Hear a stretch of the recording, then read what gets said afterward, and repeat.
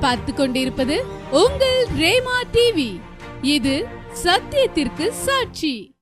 ஆவியானவரே, அன்பின் ஆவியானவரே, இப்போ வாரும், இறங்கி வாரும் எங்கள் மத்தியிலே. இப்போ வாரும், இறங்கி வாரும் எங்கள் மத்தியிலே. ஹல்லேலூயா, ஹல்லேலூயா, ஹல்லேலூயா.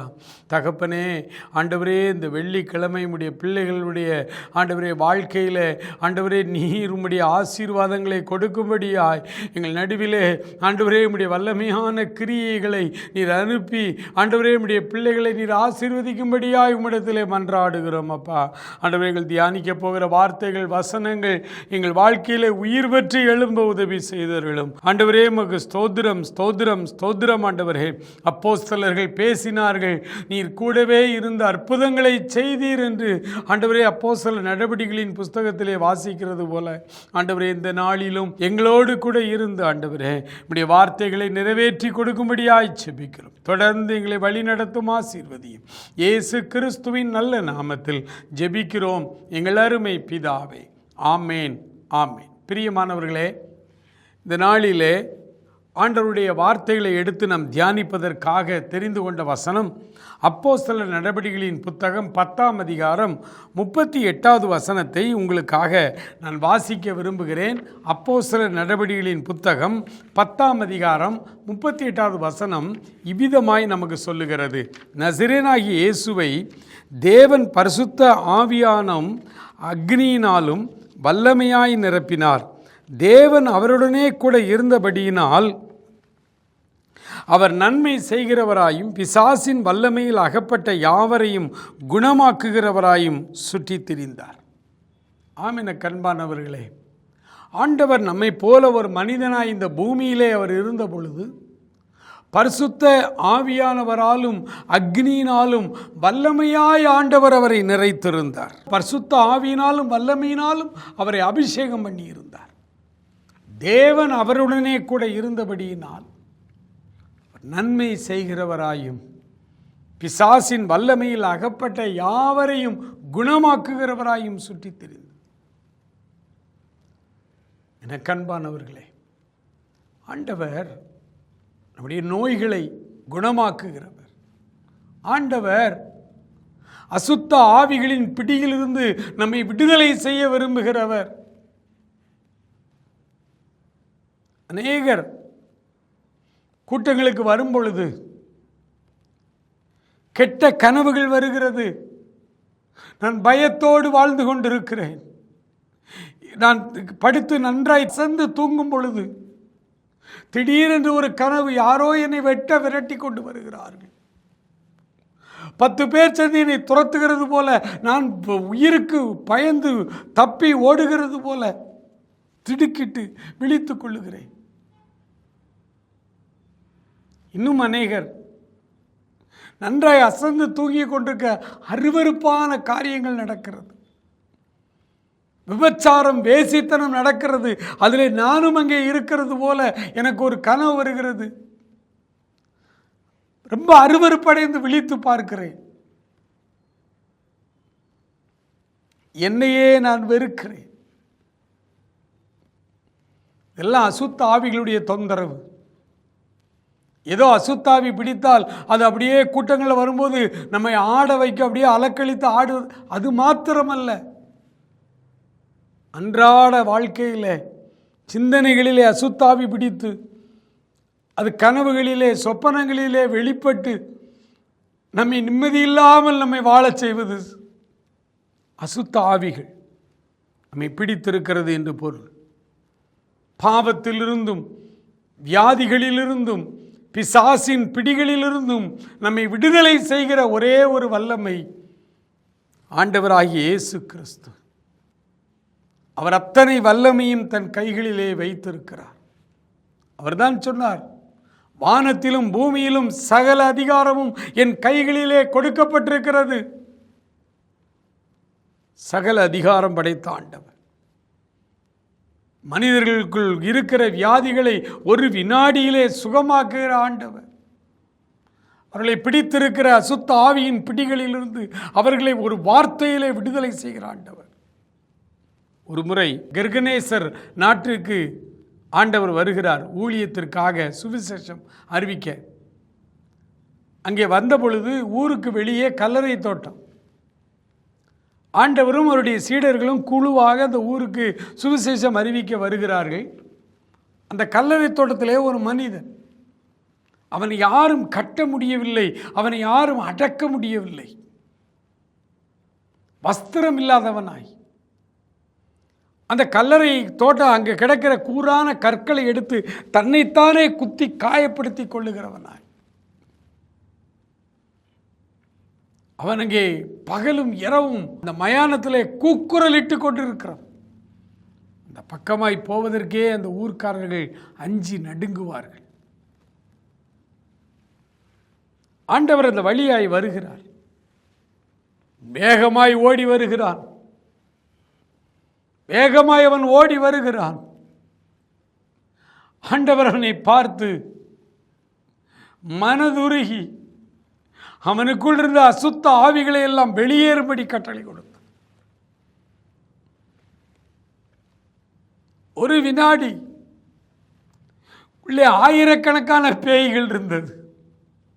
1 2 அல்ல, ஆயிரக்கணக்கான பேய்கள் அவனுக்குள்ளே இருந்தது. அதனால்தான் அவனை யாரும் அடக்க முடியவில்லை. அவனுக்குள் இருந்த அந்த ஆயிரக்கணக்கான பேய்களும் ஒரே வார்த்தையிலே, கடவுளின் வார்த்தையிலே அவனை விட்டு வெளியே போய்விட்டது. புத்தி தெளிந்தவனாய், தன் நிலை உணர்ந்தவனாய், வஸ்திரம் தரித்தவனாய் ஆண்டவருடைய பாதத்திலே வந்து அமர்ந்து கொண்டு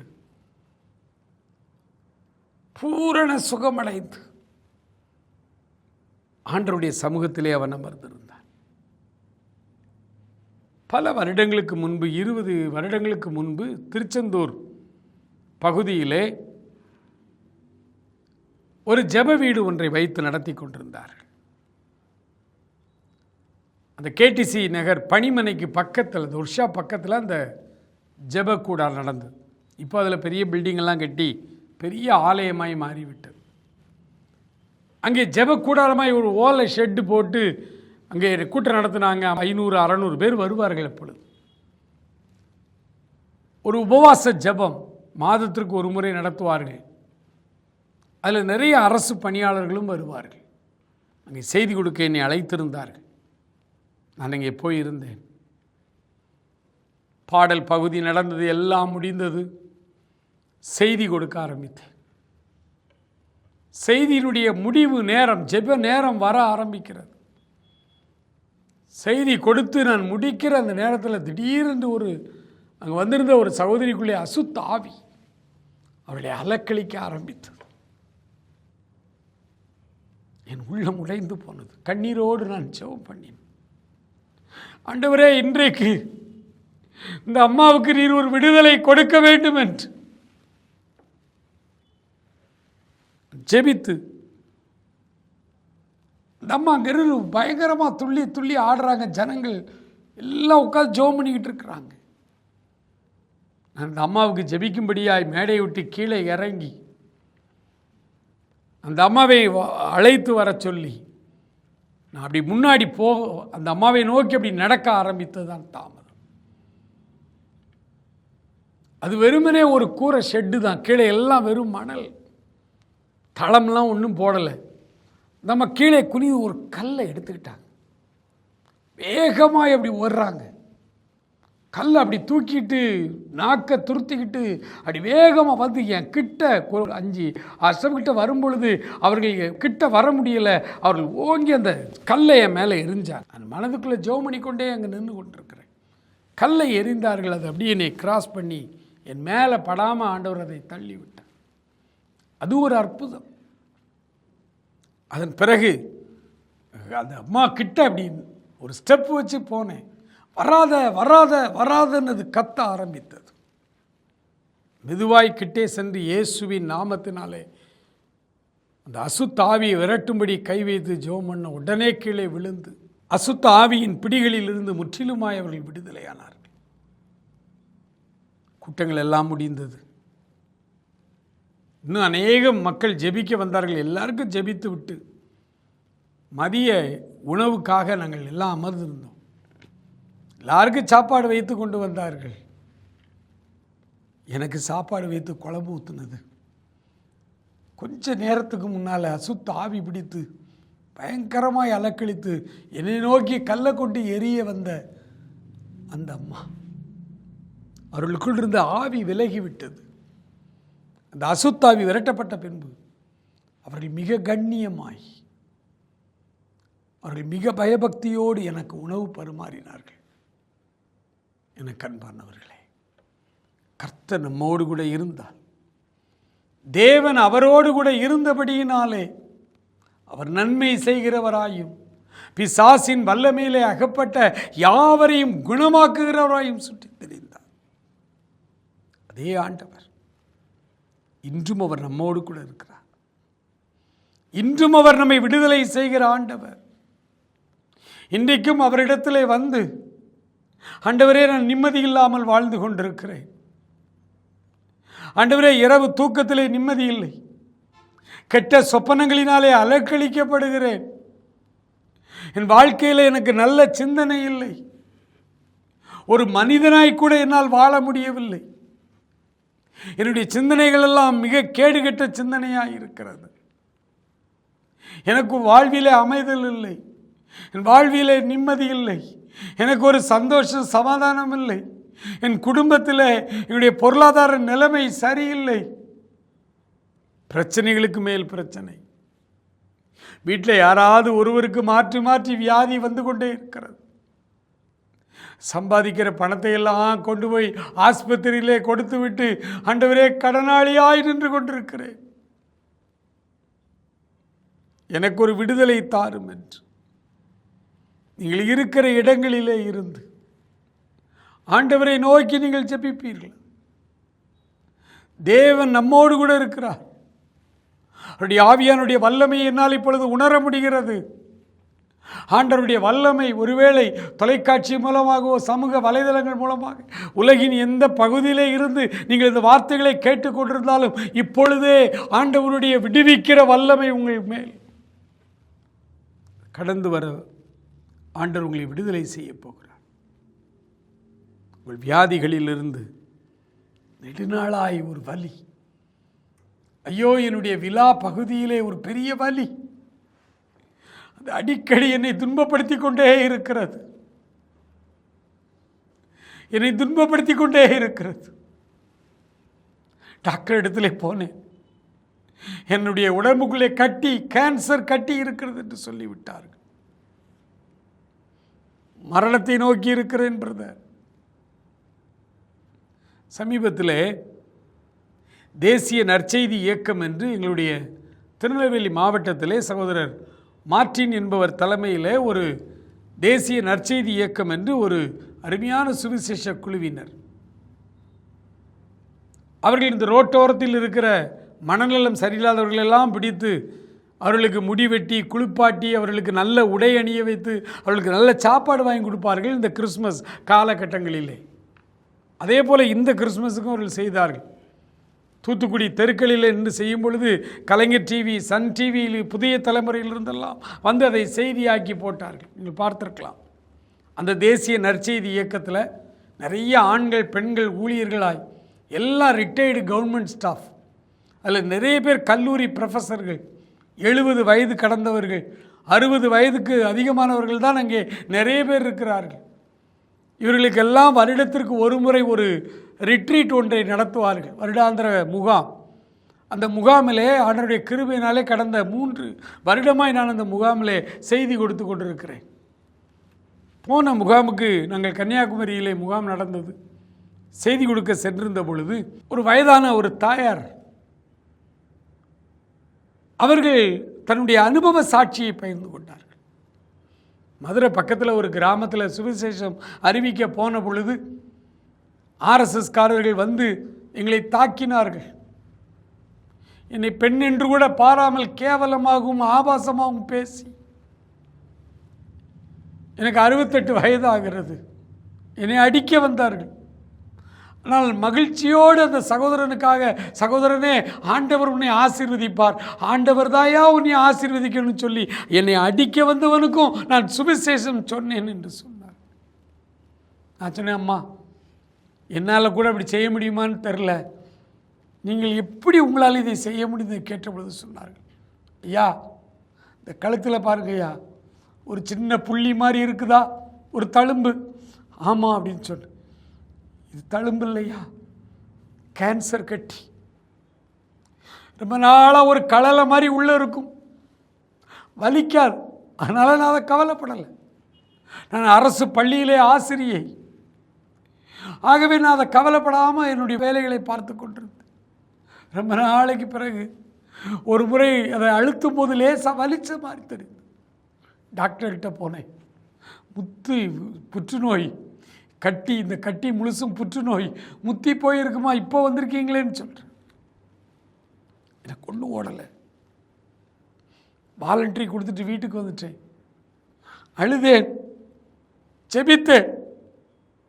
ஒரு நாள் ஆண்டவருடைய வல்லமை என்மேல் இறங்கி வந்தது, ஆண்டவருடைய மகிமை என்மேல் இறங்கி வந்தது. ஐயா 10 நாளில் செத்துருவேன்னு சொன்னான் டாக்டர். நான் இன்னைக்கு உயிரோடு இருக்கிறையா. அந்த ஆண்டவருடைய வல்லமை இறங்கி வந்த பொழுது யாரோ இந்த கட்டியை பிடுங்கி தூர போட்ட மாதிரி இருந்தது. ஜெபம் முடிந்து பார்க்கிறேன், கட்டி காணாமல் போயிருந்தது. எனக்கு வியாதி இல்லை, பரிபூர்ண சுகமாக இத்தனை ஆண்டுகளாய் நான் இருக்கிறேன். ஆண்டவருக்கு நான் ஊழியம் செய்ய வேண்டாமா ஐயா?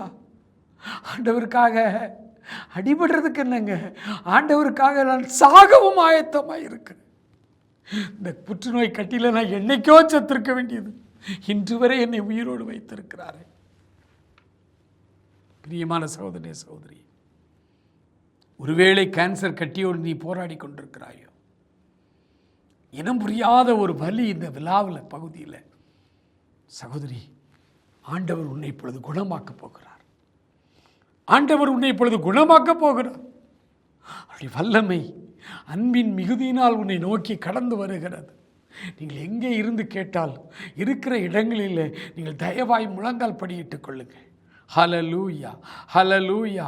உங்களுக்காக நாங்கள் ஜெபிக்க போகிறோம். ஹல்லேலூயா. நீங்கள் எந்த இடத்துல அமர்ந்து நீங்கள் ஜெபிக்கிறீங்களோ, வியாதி உள்ள அந்த இடத்துல, அவருடைய இந்த விழா பகுதியில் ஒருவேளை கட்டிகள் இருக்கலாம், அது கேன்சராக இருக்கலாம். உங்களுடைய கைகளை இந்த இடுப்பு விழா பகுதியிலே வைத்து கொண்டு இப்பொழுது ஜெபம் பண்ணுங்க. ஹல்லேலூயா, ஹல்லேலூயா. ஆண்டவருடைய அற்புத சுகம் உங்களை நோக்கி வருகிறது. ஹல்லேலூயா, ஹல்லேலூயா. ஆண்டவரே, உம்முடைய பிள்ளைகளை இப்பொழுது குணமாக்குவீராக என்று நாங்கள் மன்றாடுதலோடு ஜெபிக்கிறோம் ஐயா. இப்பொழுதே தூரத்திற்கும் சமீபத்திற்கும் நீர் தேவனாய் இருக்கிறபடியினாலே தயவாய் இப்பொழுதே அந்த கட்டிகள் இயேசு கிறிஸ்துவின் நாமத்தில் மறையட்டும் என்று சொல்லி ஜெபிக்கிறோம் ஐயா. ஹல்லேலூயா, ஹல்லேலூயா. ஆண்டவரே, நீ பிள்ளைகளை குணமாக்குறதற்காய் நன்றி, உடைய பிள்ளைகளை சுகமாக்குறதற்காய் நன்றி, கெட்ட கனவுகளை மாற்றுகிறதற்காய் நன்றி, உடைய அன்பின் வல்லமையை உடைய பிள்ளைகள் மேல் ஊற்றுகிறதற்காய் நன்றி. இப்பொழுதே சுகம் உண்டாகட்டும், விடுதலை உண்டாகட்டும். சத்துருவின் பிடிகளிலிருந்து, ஆண்டவரே, பிசாசின் பிடிகளிலிருந்து உடைய பிள்ளைகளை இப்பொழுது விடுதலை செய்வீராக. ஆண்டவரே, குடும்பங்களுக்குள்ளே தேவ தூதர்களுடைய பிரசன்னம், உம்முடைய அன்பின் பிரசன்னம் அவர்களை கடந்து வந்து அவருடைய வாழ்க்கை இனிமையாய், ஆண்டவரே, சமாதானமாய் சந்தோஷமாய் மாற்றுவீராக. ஆசீர்வதிங்கப்பா, தொடர்ந்து காத்துக்கொள்ளுங்க. இயேசு கிறிஸ்துவின் நாமத்தினால் நீர் செய்த அடையாளங்களுக்காய், அற்புதங்களுக்காய் நன்றி. ஆண்டவரே, உம்முடைய கிருபைக்கு பிள்ளைகளை ஒப்புக் கொடுக்கிறோம். இயேசுவின் நாமத்தில் ஜெபிக்கிறோம் எங்கள் அருமை பிதாவே. ஆமேன், ஆமேன்.